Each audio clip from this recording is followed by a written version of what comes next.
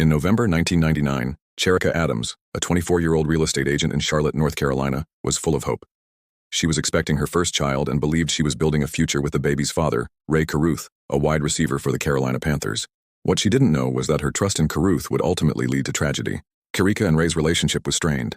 While she hoped their child would bring them closer, Caruth was distant. He was more concerned with his reputation and financial responsibilities than with fatherhood. Cherica believed he would eventually come around.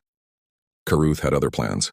On the night of November 15, 1999, Cherica followed Caruth home in her BMW after they had gone to the movies. As they drove through a quiet residential area, another car pulled up beside her and opened fire. Cherica was shot 4 times. Despite her critical injuries, she managed to call 911 and name Ray Caruth as the person responsible for setting up the ambush. The emergency call shocked authorities. Cherica said Caruth had slowed down in front of her car just before the shooting and then sped off afterward. The other car, she claimed, had come up beside her only after Caruth's vehicle moved out of the way. Cherica was rushed to the hospital. Doctors performed an emergency cesarean section to deliver her baby, who was born 10 weeks early with severe brain damage due to lack of oxygen.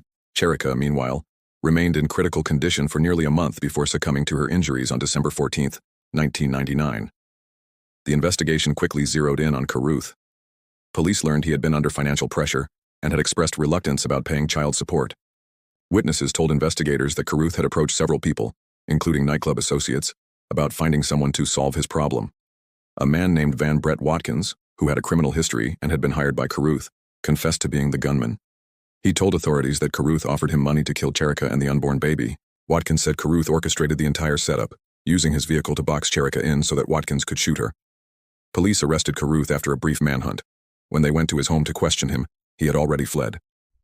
He was later found hiding in the trunk of a car in Tennessee with cash, food, and a cell phone. Caruth was charged with conspiracy to commit murder, using an instrument to destroy an unborn child, and other related charges. At trial, prosecutors argued that Caruth was the mastermind who ordered the killing to avoid the responsibilities of fatherhood and to protect his image as a professional athlete. His defense team claimed he was afraid of Watkins and had not intended for Cherica to be harmed.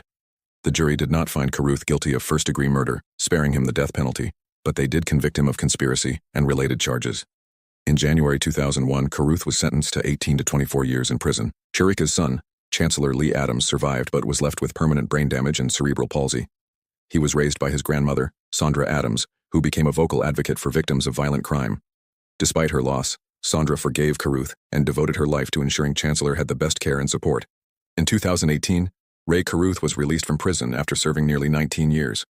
He issued a public apology to Sandra and his son, but the damage had already been done. The gunman, Van Brett Watkins, is serving a sentence of at least 40 years.